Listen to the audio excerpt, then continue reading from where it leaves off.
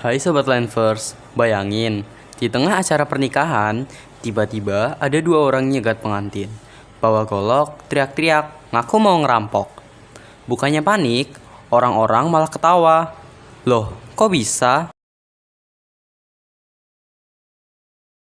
Inilah satu-satunya perampokan yang justru disambut tawa oleh masyarakat Banyumas, atau disebut tradisi begalan. Begalan sendiri merupakan tradisi yang terjadi saat pernikahan.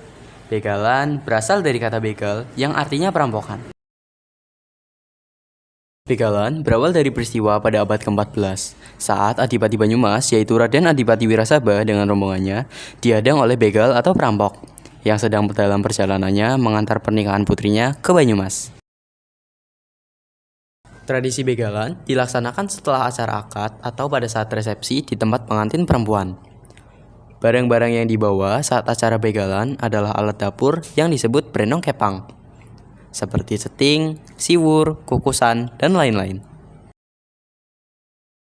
Tujuan diadakannya tradisi ini adalah untuk memberikan nasihat dan pesan moral sebagai bekal pengantin baru dalam menjalani rumah tangganya. Nah, Sobat Landverse, itu dia tradisi begalan yang penuh nasihat dan tawa. Dari sini kita belajar bahwa pesan hidup bisa datang dari budaya yang lucu tapi bermakna. Aku Arjuna, sampai jumpa di cerita budaya Banyumas berikutnya.